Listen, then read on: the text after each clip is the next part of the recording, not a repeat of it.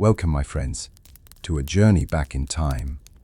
A journey to one of the most decisive and dramatic turning points in world history.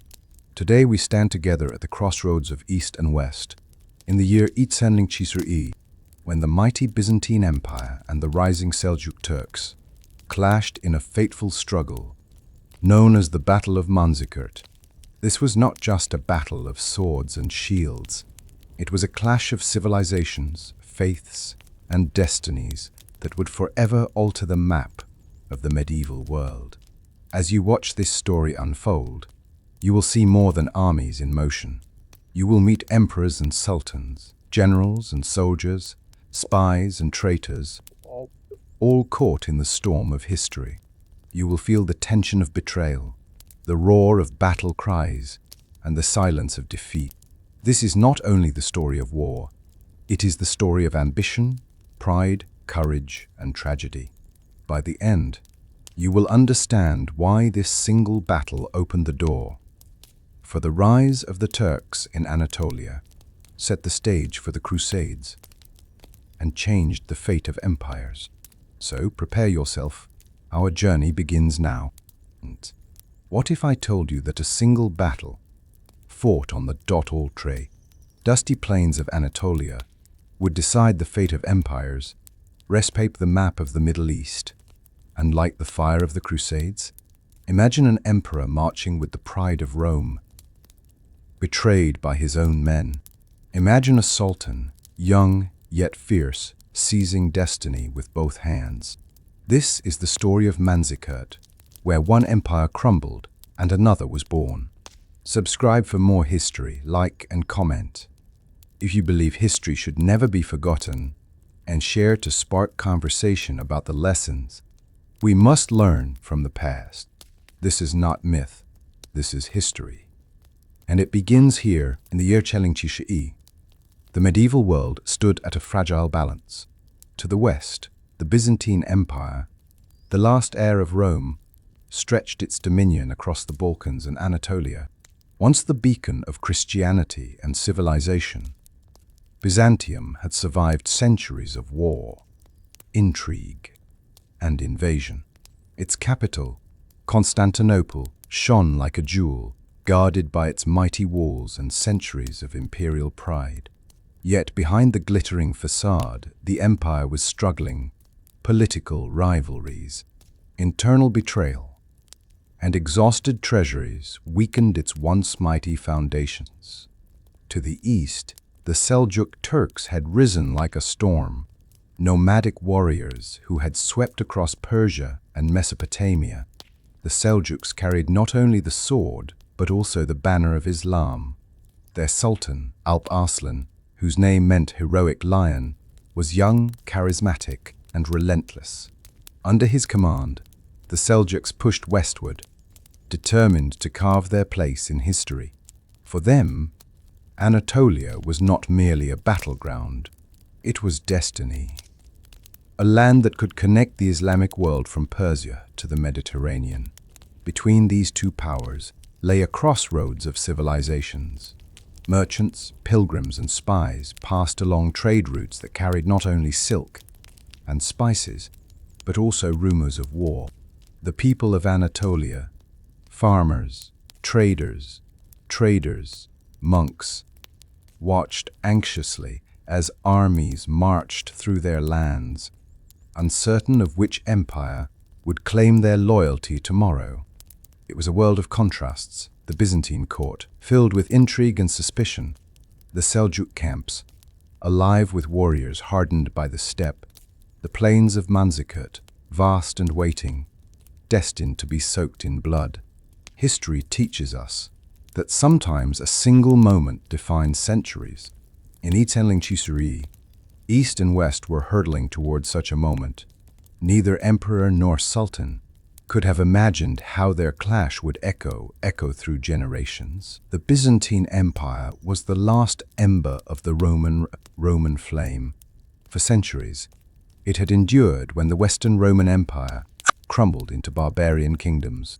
Constantinople, with its Hagia Sophia and golden mosaics, was the beating heart of Eastern Christendom. Its emperors, still wore the purple of Caesar and claimed the title of Basileus ton Romaeon, Emperor of the Romans. But behind the grandeur, Byzantium carried heavy burdens. Generals plotted against emperors, aristocrats grew fat on wealth, and rival families tore the empire apart in civil strife. The empire's armies, once disciplined legions, now relied heavily on mercenaries whose loyalty was bought with coin. Still, the Byzantine people clung to pride in their heritage.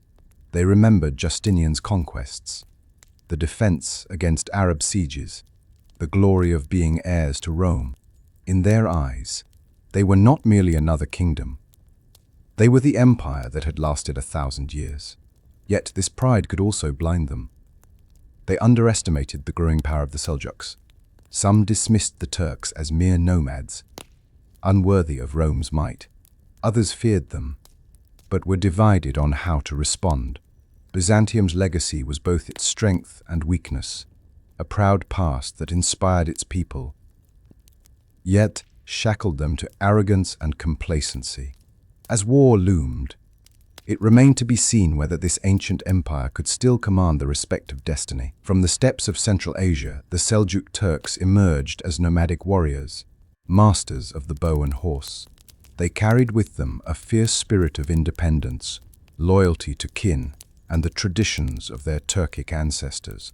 As they migrated westward, they embraced Islam, uniting tribal strength with religious zeal.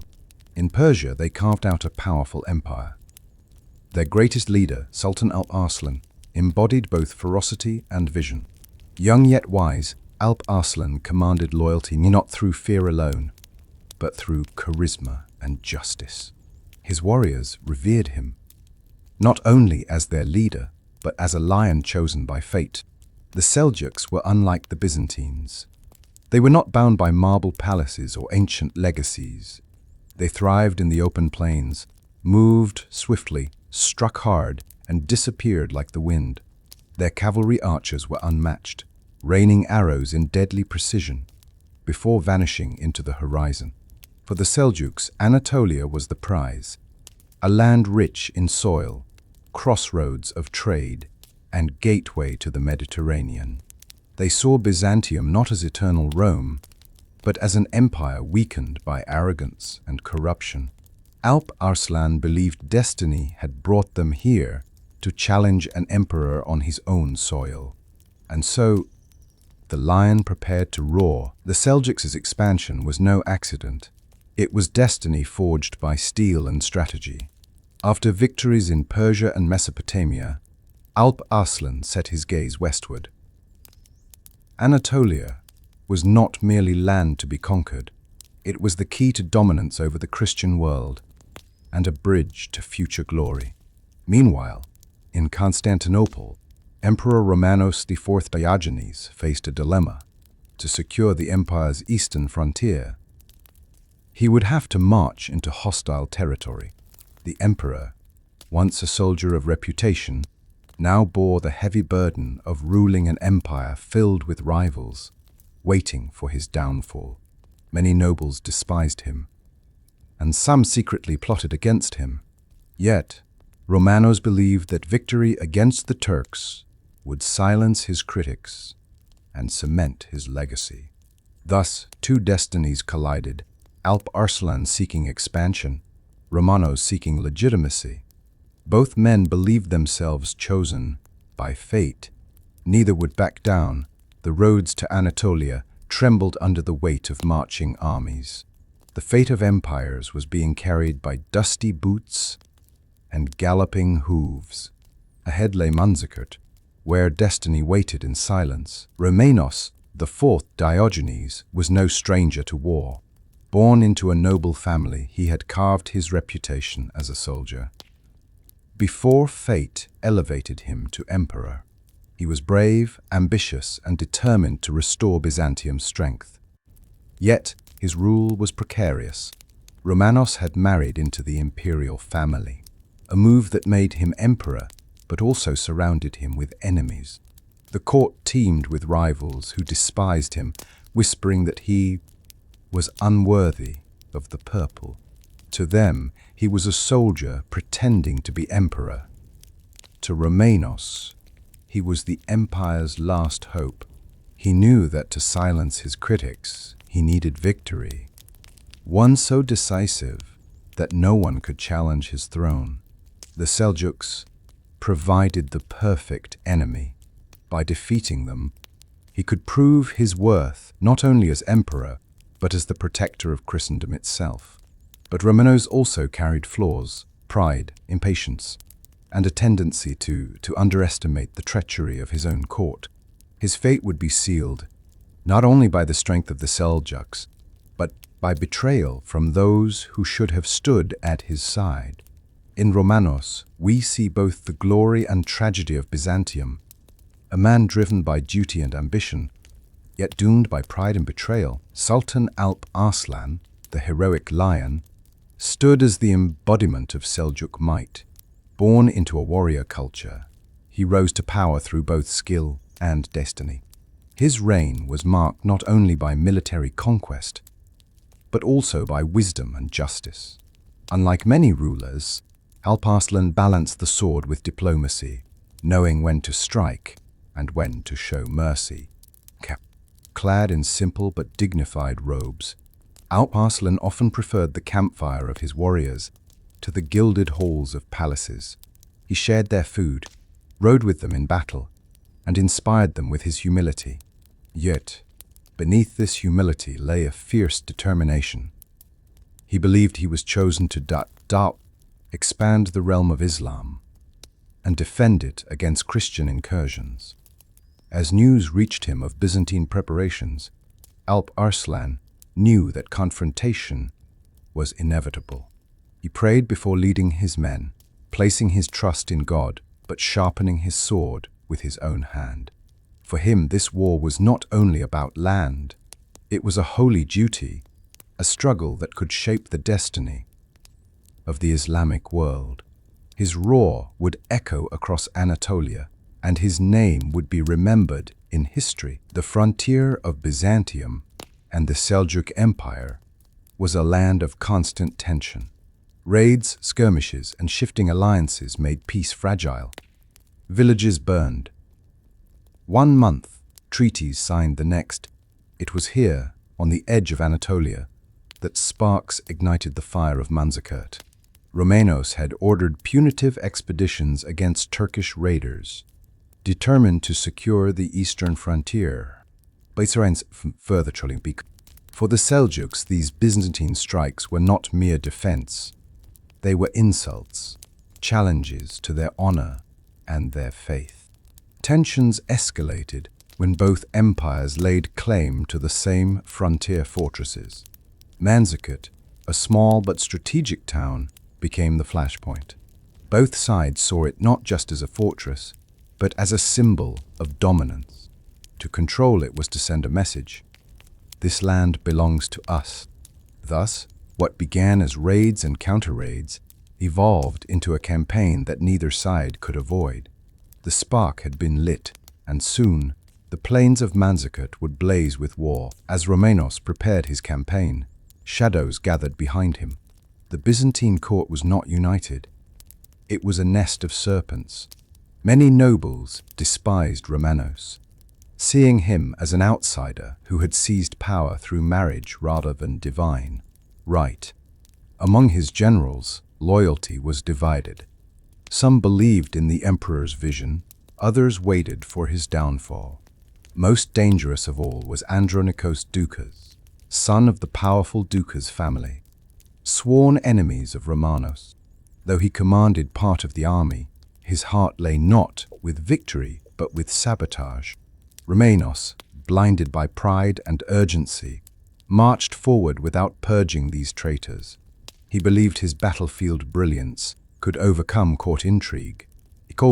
Yet, in truth, his fate was sealed not only by the Seljuks, but by the daggers hidden within his own camp. The empire was marching toward disaster. Carrying betrayal in its very ranks, the drums of war thundered across the empire. Romanos called forth his forces. determined to show the might of Byzantium. From the Balkans to Anatolia, banners were raised, mercenaries hired, and supply wagons prepared. The empire was gathering its strength for a great confrontation. Romanos knew he needed numbers. Alongside the Byzantine corps came Normans, Pecheneг horsemen, Armenian levies, and mercenaries from across the Mediterranean. It was a vast host, but one bound by coin rather than loyalty. The emperor hoped sheer size would overwhelm the Turks. In Constantinople, the church blessed the campaign as holy, urging soldiers to defend the empire and the faith. Yet behind the prayers lingered doubt. Could this diverse and divided army stand united when tested? Across the east, Alp Arslan too rallied his warriors. His men rode swiftly, their bows ready, their faith unshaken. With armies gathered, Romanos set his eyes on Manzikert. His march was a display of imperial grandeur. Thousands of soldiers, wagons of supplies, and a trail of dust stretching for miles. Villagers along the route watched in awe as the emperor passed, wondering if this army could truly protect them from the Turkish tide. Yet, the march was not without difficulty. The Byzantine host was unwieldy, slowed by its size and disunity. Mercenaries quarreled with regular troops. Supplies dwindled in the harsh Anatolian landscape. Whispers of discontent grew louder with each passing mile. Romanos remained determined. Standing tall in his armor, he believed victory would silence critics and restore Rome's greatness.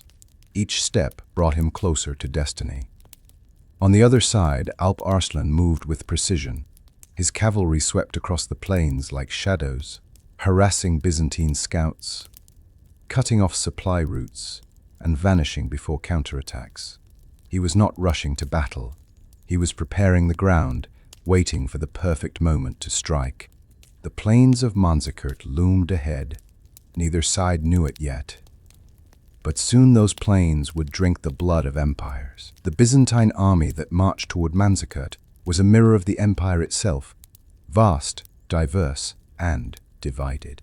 At its heart were the professional Byzantine soldiers, descendants of the once great Roman legions, clad in lamella armor and bearing the imperial standard.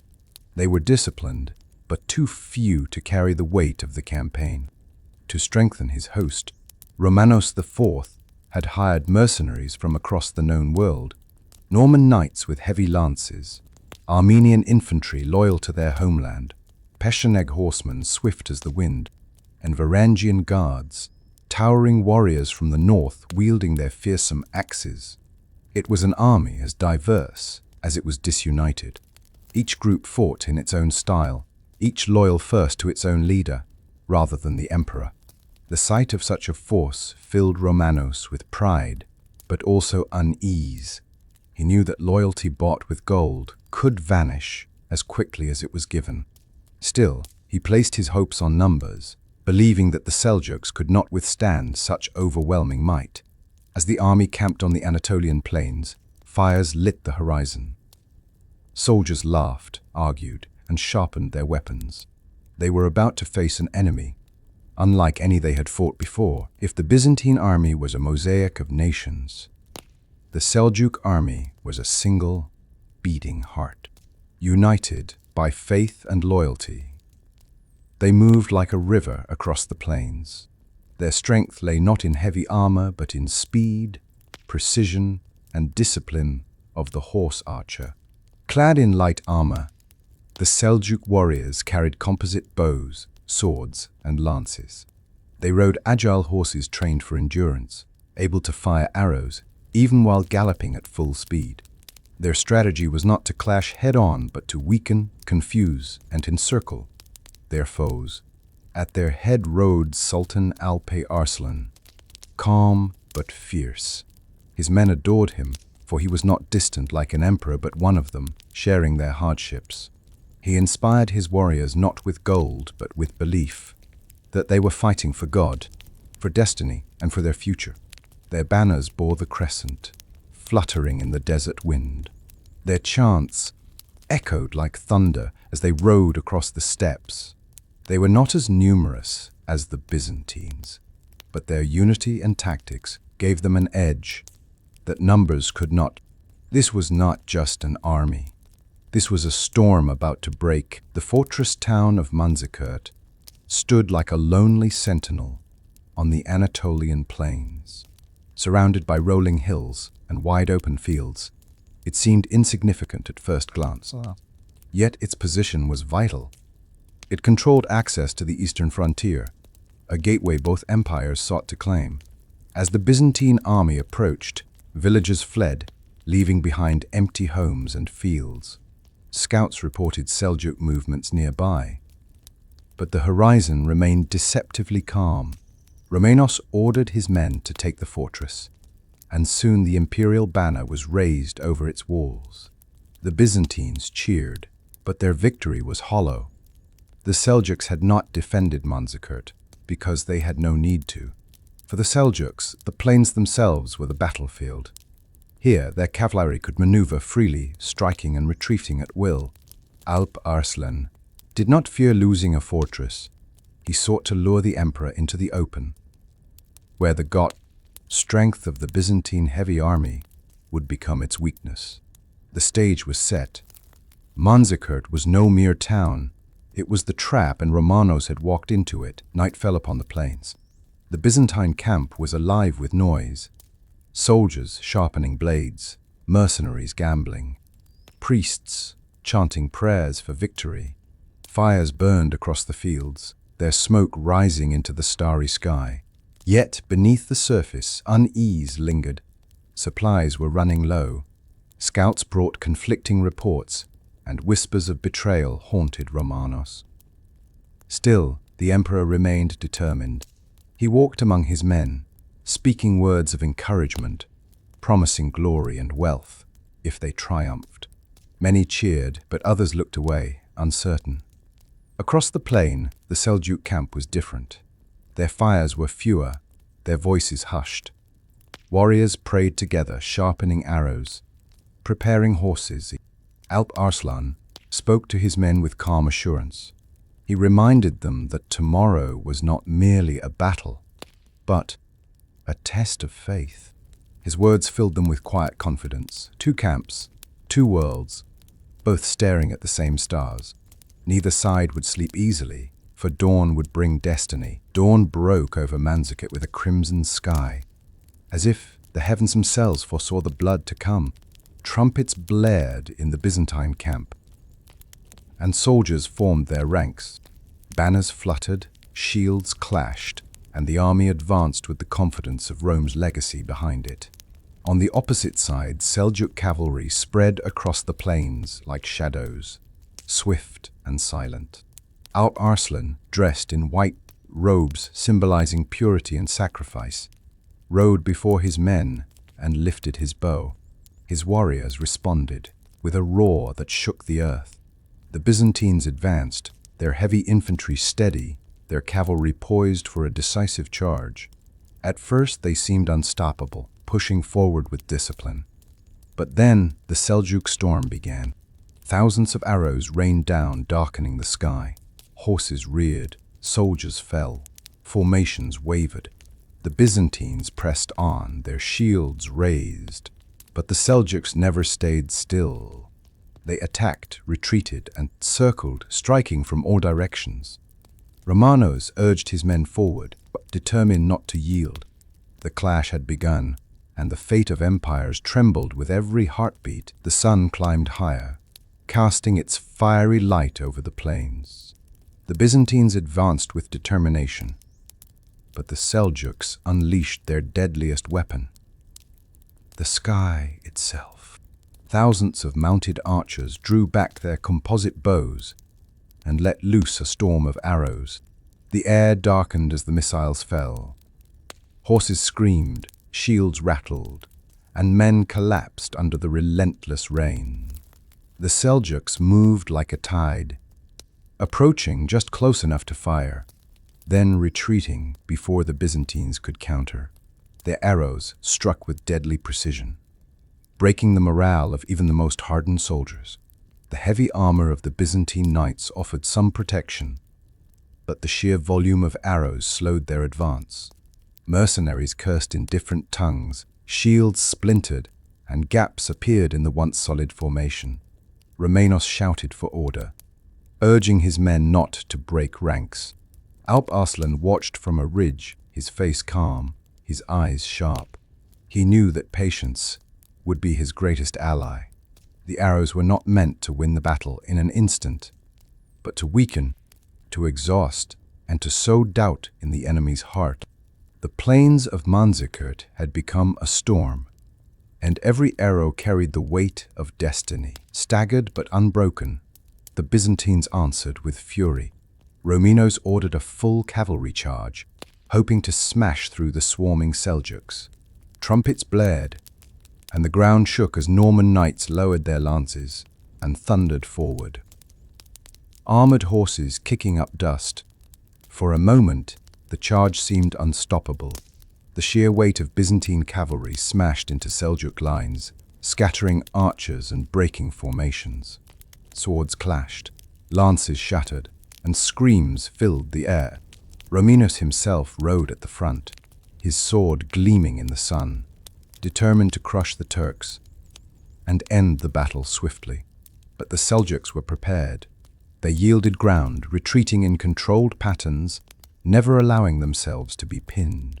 As the Byzantines surged deeper, Seljuk horsemen encircled their flanks, showering arrows into the charging ranks.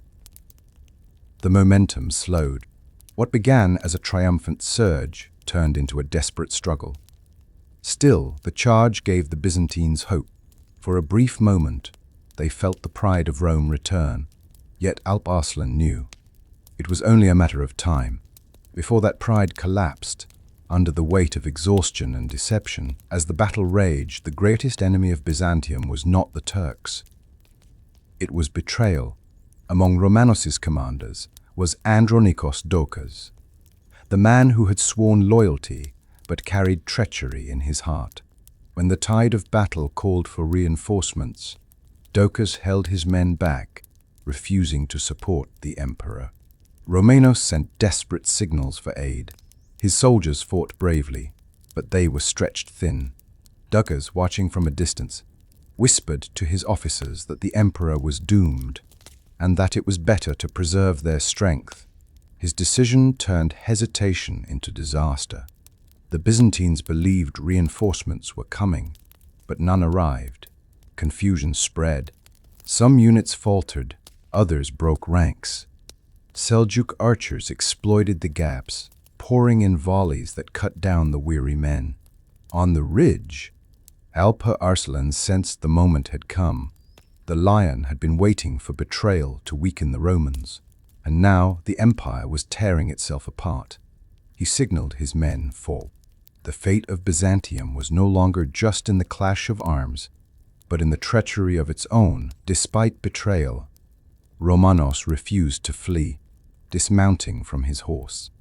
He fought shoulder to shoulder with his soldiers, his imperial armor gleaming amidst the dust and blood. Sword in hand, he struck down enemies with the ferocity of a seasoned warrior, determined to show that he was not only an emperor, but a soldier of Rome. His courage inspired those around. Even as arrows fell and formations crumbled, men rallied to his side, shouting his name. For a brief moment, it seemed as if his presence could turn the tide. Yet, the Seljuks pressed harder. Their cavalry swarmed from all directions, cutting down exhausted Byzantines. Romanos fought with valor, but his men fell one by one. His bodyguards, the Varangians, formed a shield wall around him, axes flashing in desperate defense. The emperor bled from wounds but refused to yield. He shouted defiance, his voice carrying across the field to his soldiers. He was the last symbol of hope. To Alp Arslan, he was a lion trapped in a cage of his own pride. The emperor of Byzantium was fighting for his life and for his empire's soul, while Romanos fought bravely. Alp Arslan's brilliance unfolded. The Sultan had not sought a simple battle. He had orchestrated a masterpiece of strategy. His plan was not to defeat Byzantium with sheer strength, but to exhaust, divide, and then crush them at the perfect moment. The feigned retreats, the endless arrow storms, the encirclement, all were pieces of his design. He allowed Romanos to believe he held the advantage, only to pull him deeper into the trap, with Diogenes' betrayal compounding the confusion. The Seljuks tightened their circle like hunters, closing in on prey. Alp Arslan, dressed in white, rode at the front of his men. His composure inspired his warriors, his calmness radiating certainty of victory. To his soldiers, he was not just a leader. He was the lion who had outwitted the Empire of Rome. With a final signal, the Seljuk forces converged. The Byzantine army, weary and betrayed, collapsed into chaos. Romanos still fought, but Alp Arslan had already won. The empire had been undone not only by arrows and swords, but by pride and treachery. The Battle of Manzikert was entering its decisive moment. The battlefield stretched wide, a sea of dust and blood. The Byzantine left wing, composed largely of mercenaries and provincial levies, was the first to buckle under the relentless Seljuk onslaught. Arrows rained upon them in endless waves, breaking their formation. The Normans tried to rally, charging with ferocity, but their heavy cavalry grew isolated. The Pecheneg horsemen, once hired as Byzantine allies, began to waver, some even defecting mid-battle, drawn by the promise of Seljuk gold and victory. Confusion spread like fire. Romanos signaled for reinforcements, but betrayal held his lifeline hostage.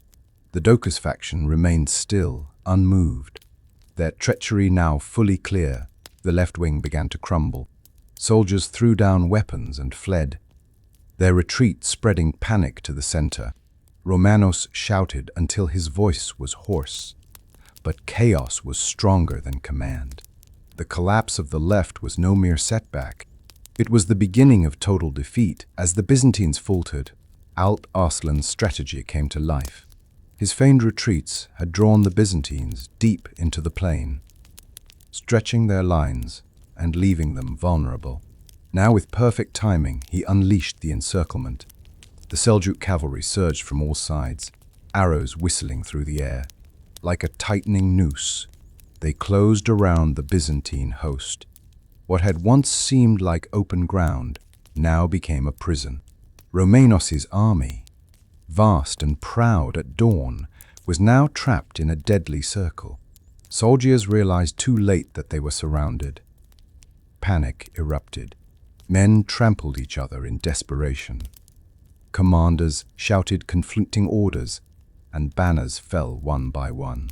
The Varangian Guard fought fiercely to protect their emperor, but even their strength could not break the circle. Alp Arslan watched from the high ground, his calm demeanor unshaken. The lion's trap had been sprung, and his prey was ensnared. The plains became a nightmare of chaos. Soldiers shouted in dozens of languages: Greek, Latin, Armenian, Norman, Pecheneg, each desperate for survival. Command was lost. Romanos' orders vanished in the roar of battle. Men trampled their comrades in blind retreat. Horses bolted riderless across the field. Banners once raised high now lay in the dirt. The Byzantine army, stretched and disunited, collapsed in a storm of confusion. The Seljuks pressed relentlessly, their horse archers circling like vultures, striking at any who fled. Panic spread faster than courage, and soon the great imperial army dissolved into fragments, each fighting or fleeing. Alone, Romanos, wounded yet unyielding, tried to rally the center, but the truth was undeniable. The army of Rome was no longer an army. It was a broken mob caught in the jaws of the Seljuk storm.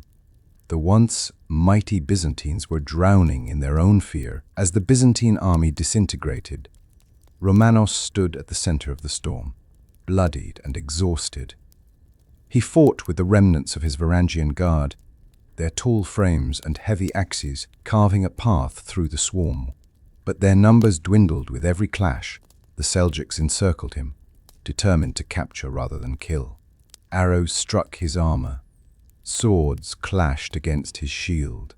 The emperor fought like a lion, his armor dented, his body bleeding, but his spirit unbroken. One by one, his guards fell, buying their emperor moments of survival with their lives. Romanos' sword grew heavy, his movement slowed, but still, he resisted. At last, Seljuk warriors surged in and dragged him from his horse. The Emperor of Rome was thrown to the ground, bound in chains. For the first time in centuries, the empire's ruler was captured on the field of battle. The Battle of Manzikert had ended, not with glory, but with humiliation. Even as Romanos was taken, pockets of resistance continued to fight. Loyal soldiers refused to surrender, forming small groups that battled to the death. The Varangian survivors fought until the last man, their great axes drenched in blood. The Byzantines, who still held weapons, fought not for victory, but for honor. Their cries of defiance echoed across the plain. Even as the Seljuks overwhelmed them, the dust of battle was thick with the clash of steel and the screams of the dying. In the center, Romanos, now a captive, watched the last of his men cut down. His heart broke, not only for his defeat, but for the empire that had trusted him. He had fought bravely, but betrayal and pride had doomed them all. For the Seljuks, the battle was nearly done. Victory was theirs, total and undeniable. Yet, as the last Byzantine banners fell, Alp Arslan prepared to show the world that his triumph would be remembered, not only for conquest, but for what came next. The last stand of the Byzantines was over. Manzikert belonged to the lion. The emperor of Byzantium, once robed in purple and crowned in gold, now sat in chains. Blood trickled from wounds across his face, his armor dented and torn. Romanos IV Diogenes, who had marched at the head of a proud army, was now reduced to a captive. Seljuk warriors dragged him before their sultan. The sight of the fallen emperor caused whispers among the soldiers. Never before had the mighty empire of Byzantium suffered such humiliation. Some urged Alp Arslan to kill him immediately, to make an example of the Roman emperor. But Alp Arslan was not a man of cruelty. Dressed in simple white robes, the Sultan looked upon his defeated foe with both pity and respect.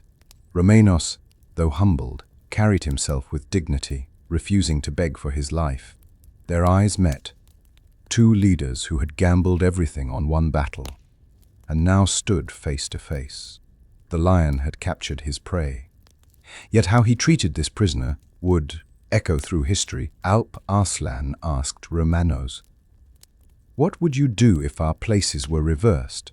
Romanos replied with honesty, "Perhaps I would have killed you." The Sultan smiled faintly. Instead of striking him down, Alp Arslan ordered Romanos to be treated with respect. Yet, the humiliation of the emperor was undeniable. Once supreme ruler of Byzantium, he was now made to kneel before a conqueror.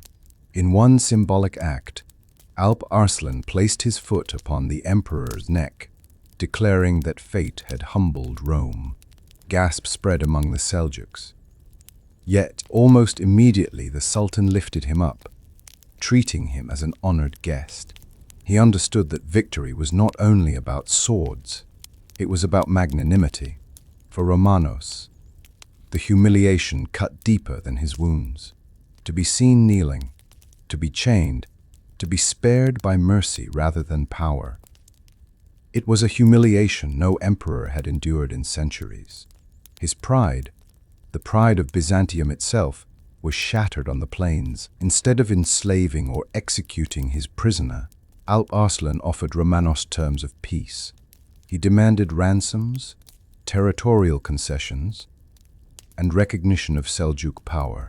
For the Sultan, it was not the destruction of Byzantium he sought, but its acknowledgement of Turkish supremacy in Anatolia. Romanos, weakened and humiliated, had no choice. He agreed to the treaty, swearing by oath to honor its terms. Yet, in this moment of defeat, he glimpsed the greatness of his enemy. Alp Arslan was not merely a conqueror. He was a ruler who understood that mercy could win more than fear. The two men dined together as equals. Romanos, though captive, was treated with courtesy, his wounds tended, his dignity partially restored. It was a strange sight. The Emperor of Rome and the Sultan of the Turks sharing a table, while their armies still smoldered from battle. History would remember that Alp Arslan's mercy was as great as his victory.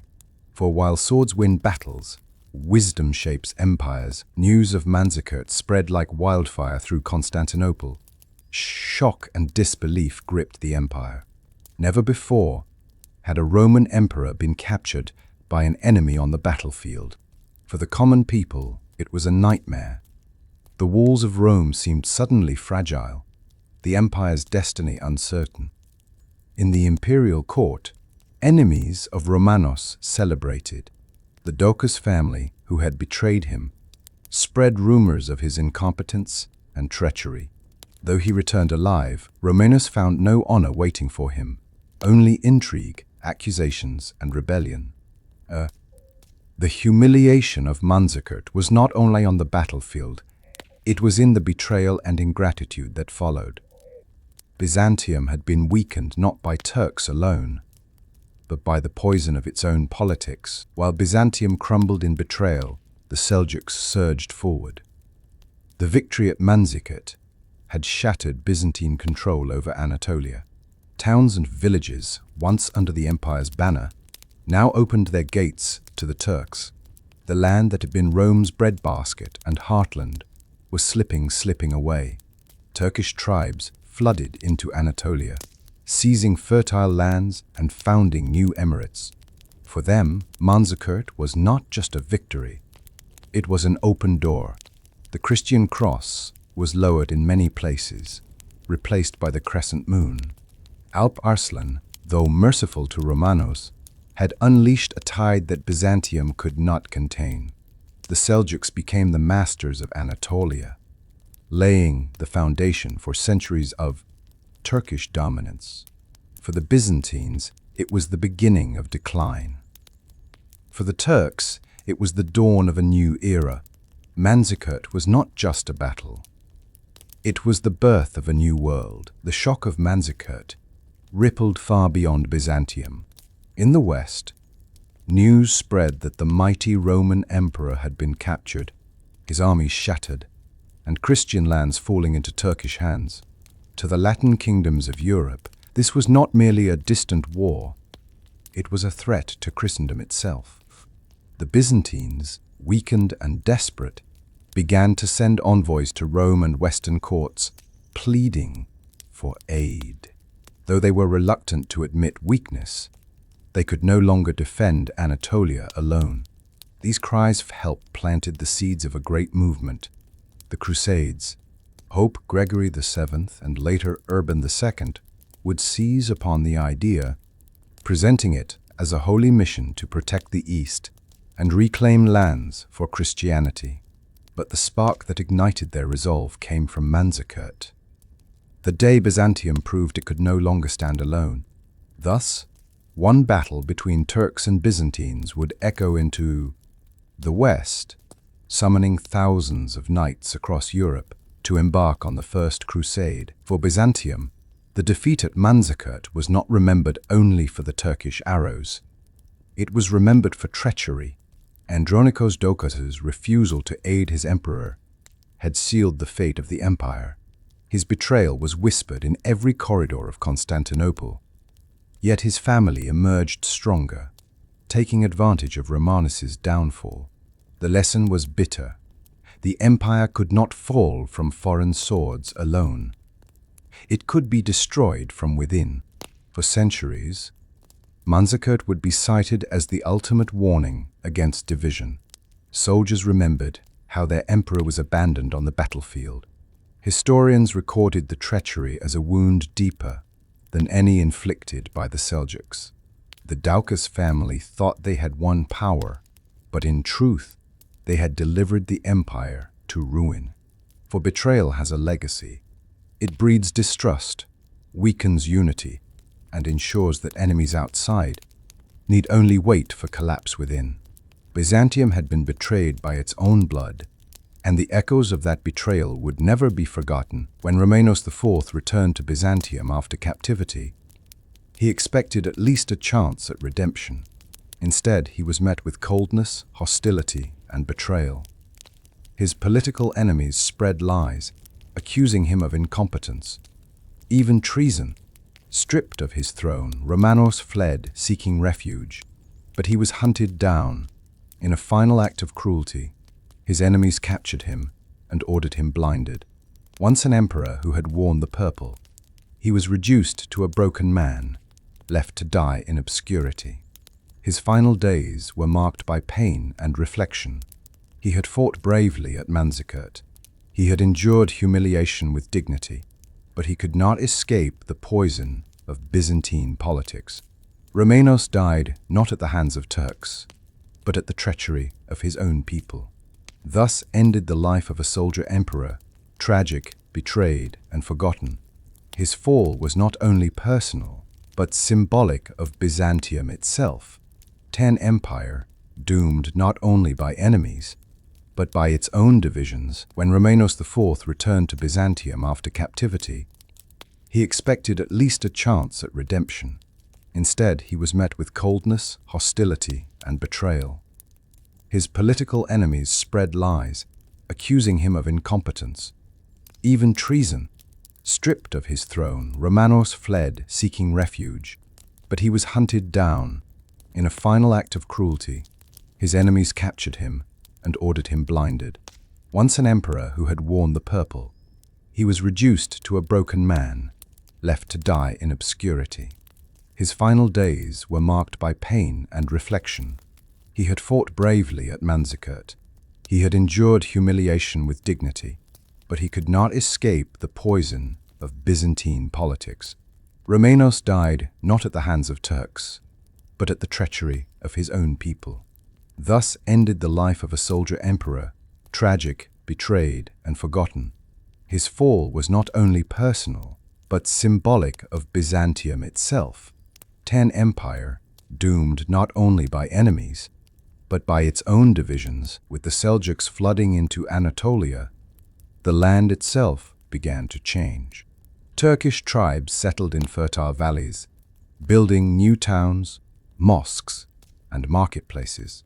The Greek-speaking peasants, once loyal to Constantinople, now found themselves living under new rulers. Some resisted, others adapted. Many villagers accepted Seljuk rule, preferring stability under new masters to the chaos of war and taxation under Byzantium. Slowly, Turkish culture and Islam began to take root in Anatolia. Arabic calligraphy appeared on city gates. Crescent banners fluttered where Byzantine crosses had stood. The transformation was not instant. It was gradual, a blending of cultures. Armenian, Greek, and Turk lived side by side, their customs mixing. Yet the balance shifted. Anatolia, once the beating heart of Byzantium, was becoming a Turkish land. This cultural shift would prove irreversible. Manzikert had not only broken Byzantium's armies, it had opened the way for a new identity to take root in Anatolia, an identity that would one day give birth to empires of its own. Manzikert's echo was not confined to Byzantium. In Western Europe, the defeat was a thunderclap that resonated across kingdoms and churches. The tales of a captured emperor and Christian lands falling into Muslim hands inflamed imaginations and fears.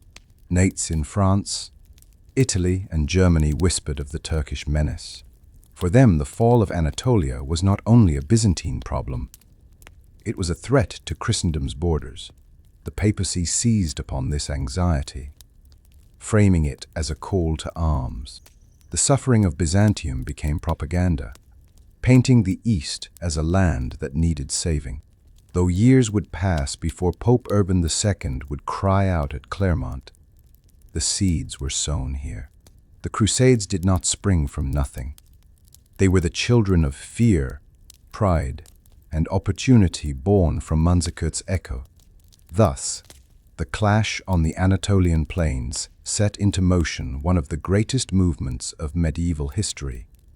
The Crusades, a chain of wars that would last centuries. Manzikert was more than a battle. It was a shadow cast across centuries. For Byzantium, it marked the beginning of decline, a wound from which it never fully recovered. Though the empire endured for centuries more, its heartland was lost, its pride broken, its destiny altered. For the Turks, it was a dawn. From Manzikert flowed migrations, settlements, and the transformation of Anatolia into a Turkish homeland. Without this victory, there would be no Seljuk Anatolia, no Ottoman Empire centuries later. Manzikert was the door through which history walked into a new age. For Europe, it was the spark that awakened the crusading spirit. For the Middle East, it was the prelude to centuries of war and shifting frontiers. For the common people of Anatolia, it was the day their world turned upside down. Every empire has a turning point. For Byzantium, Manzikert was the beginning of the end. For the Turks, it was the foundation of a new world. Its shadow stretched long, touching kings, sultans, crusaders, and peasants alike. Manzikert was not only a military clash. It was a lesson in leadership. Romanos IV fought with courage, but pride blinded him to the treachery within his camp. He underestimated the loyalty of mercenaries, overestimated unity, and ignored the danger of internal betrayal.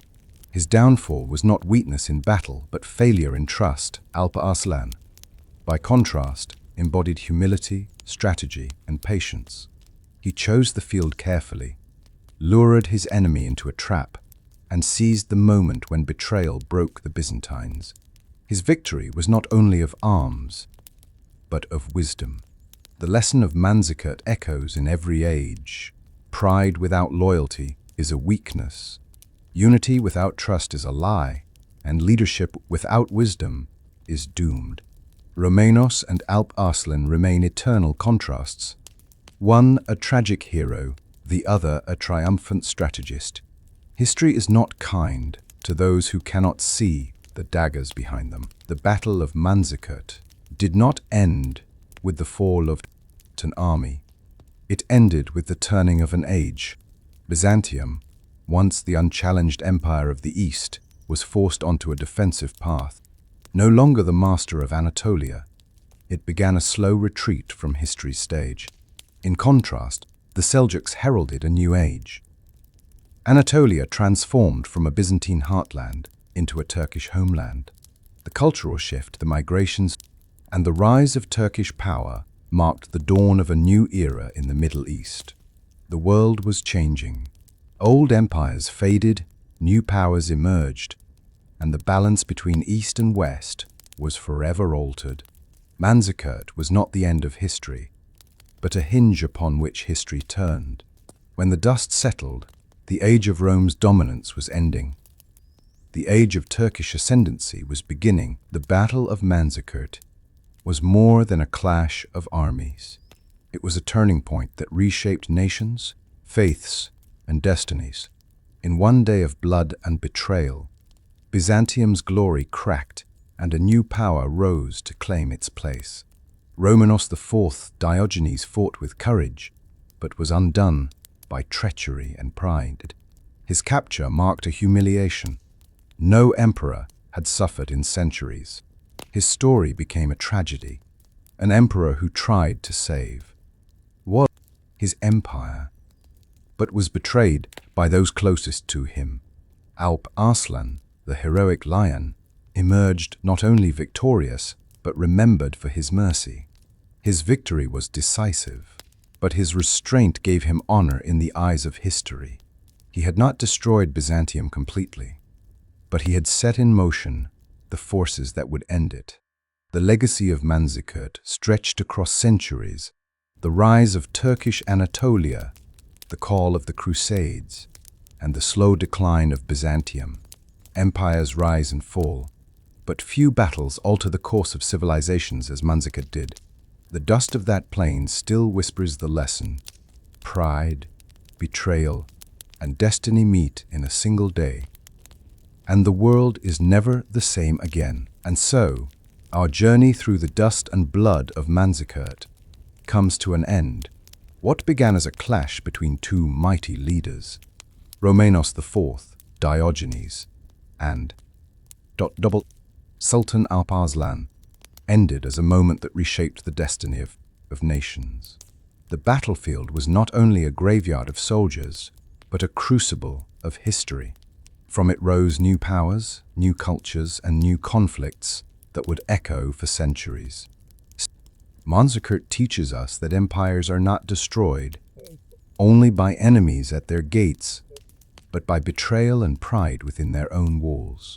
Romanos fought with the courage of a soldier, yet his downfall came from treachery. Alp Arslan triumphed not only with the bow and the sword, but with patience, strategy, and mercy. The legacy of this battle reminds us that history is fragile. One day, one choice, one betrayal can alter the course of civilizations. From the ashes of Manzikert came the rise of Turkish Anatolia, the call of the Crusades, and the slow decline of Byzantium. Thank you for joining me on this journey through the past. May the story of Manzikert remind us that the lessons of history are never truly finished. They live on in us today,